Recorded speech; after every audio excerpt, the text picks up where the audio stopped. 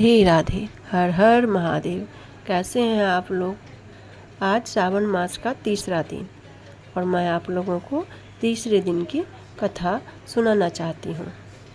ईश्वर बोले, हे योगेश, जो बुद्धिमान नक्त व्रत के द्वारा सावन मास को व्यतीत करता है वह 12 महीने में नक्त व्रत करने का फल का भागी होता है। नक्त व्रत में दिन की समाप्ति के पूर्व सन्यासियों के लिए एवं रात्रि में गृहस्थों के लिए भोजन का विधान है। उसमें सूर्यास्त के बाद की 3 घड़ियों को छोड़कर नक्त भोजन का समय होता है। सूर्य के अस्त होने के पश्चात 3 घड़ी संध्या काल होता है। संध्या वेला में आहार, मैथुन, निद्रा और चौथा स्वाध्याय, इन चारों कर्मों का त्याग कर देना चाहिए। गृहस्थ और यति के भेद से उनकी व्यवस्था के विषय में मुझसे सुनिए।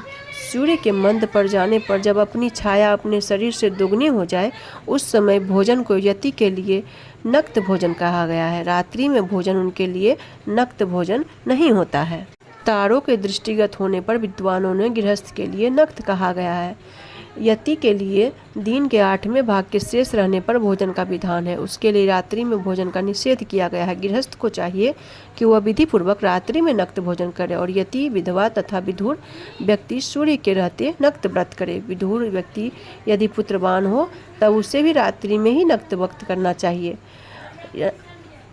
अनाश्रमी हो अथवा आश्रमी हो अथवा पत्नी रहित हो अथवा पुत्रवान हो, उन्हें रात्रि में नक्त व्रत करना चाहिए। इस प्रकार बुद्धिमान मनुष्य को अपने अधिकार के अनुसार नक्त व्रत करना चाहिए। इस मास में नक्त व्रत करने वाला व्यक्ति परम गति प्राप्त करता है।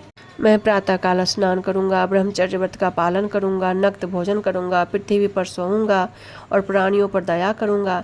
हे देव, इस व्रत को प्रारंभ करने पर यदि मैं मर जाऊं तो हे जगतपते, आपकी कृपा से मेरा व्रत पूर्ण हो। ऐसा संकल्प करके बुद्धिमान व्यक्ति को श्रावण मास में प्रतिदिन नक्त व्रत करना चाहिए। इस प्रकार नक्त व्रत करने वाला मुझे अत्यंत प्रिय होता है। ब्राह्मण के द्वारा अथवा स्वयं ही अति रुद्र, महारुद्र अथवा रुद्र मंत्र से महीने भर प्रतिदिन अभिषेक करना चाहिए। हे वत्स, मैं उस व्यक्ति पर प्रसन्न हो जाता हूँ क्योंकि मैं जलाधारा से अत्यंत प्रीति रखने वाला हूँ। अथवा रुद्र मंत्र के द्वारा मेरे लिए अत्यंत प्रीतिकर होम प्रतिदिन करना चाहिए।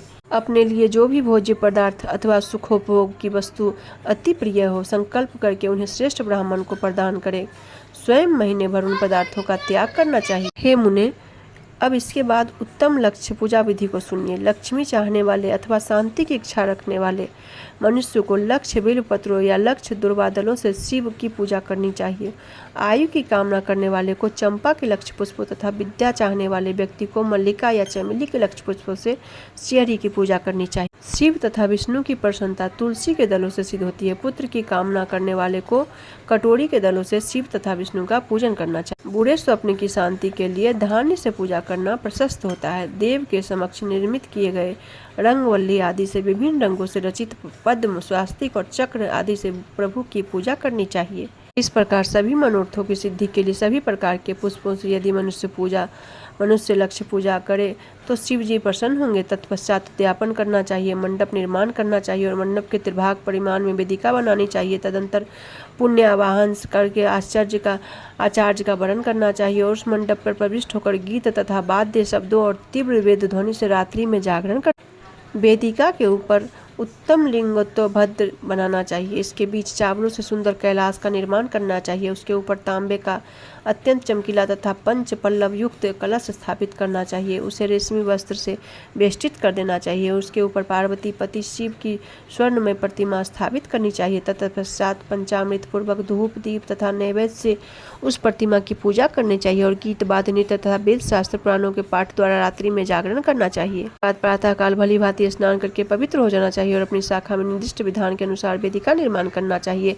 तत्पश्चात मूल मंत्र से या गायत्री मंत्र से या शिव के सहस्त्र नामों के द्वारा तिल या घृत मिश्रित खीर से होम कराना चाहिए अथवा जिस मंत्र से पूजा की गई है उसी से होम करके पूर्णाहुति डालनी चाहिए। के बाद वस्त्र, अलंकार तथा भूषणों से भली भांति आचार्य का पूजन करना चाहिए। तत्पश्चात इन ब्राह्मणों का पूजन करना चाहिए, उन्हें दक्षिणा देना चाहिए। जिस वस्तु से उमापति शिव की लक्ष्य की पूजा की हो उसका दान करना चाहिए। स्वर्णमयी मूर्ति बनाकर शिव की पूजा करनी चाहिए। यदि दीप कर्म किया हो तो उस दीपक का दान करना चाहिए।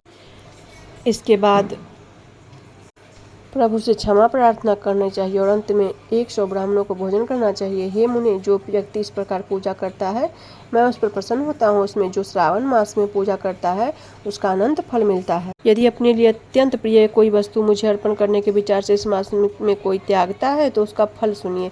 इस लोक में तथा परलोक में उसकी प्राप्ति लाख गुना अधिक होती है। ऐसा काम करने से अभिलाषित सिद्ध होती है और निष्काम करने से परम गति मिलती है। इस मास में रुद्राभिषेक कराने वाला मनुष्य उसके पाठ की अक्षर संख्या से एक एक अक्षर के लिए करोड़ करोड़ वर्षों तक रुद्र लोक में प्रतिष्ठा प्राप्त करता है। अमृत का अभिषेक करने से मनुष्य अमृतत्व प्राप्त करता है। इस मास में जो मनुष्य भूमि पर शयन करता है उसका फल भी मुझसे सुनिए। हे दुष्यश्रेष्ठ, इस मनुष्य में 9 प्रकार के रत्नों से जड़ी हुई सुंदर वस्त्र से आच्छादित बिछे हुए कोमल गद्दे से सुशोभित तेज तकियों से युक्त रत्न स्त्रियों से विभूषित रत्न निर्मित दीपों से मंडित तथा अत्यंत मृदु और गरुड़ाकार प्रभाला निर्मित अथवा हाथी दांत की बनी हुई अथवा चंदन की बनी हुई उत्तम तथा शुभ सैया प्राप्त करता है।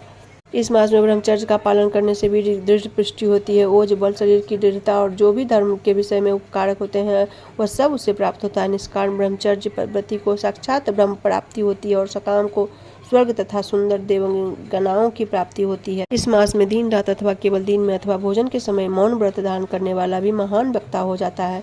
व्रत के अंत में घंटा और पुस्तक का दान करना चाहिए। मौन व्रत के महात्म्य से मनुष्य सभी शास्त्रों में कुशल तथा वेद वेदांग से पाठंगत हो जाता है, बृहस्पति के समान हो जाता है। मौन धारण करने वाले किसी से कलह नहीं होता, अतः मौन व्रत अत्यंत उत्कृष्ट है। श्रावण मास की तीसरी अध्याय की कथा आप लोगों के साथ साझा की। ठीक हो तो कमेंट में हर हर महादेव लिखिए। हर हर महादेव।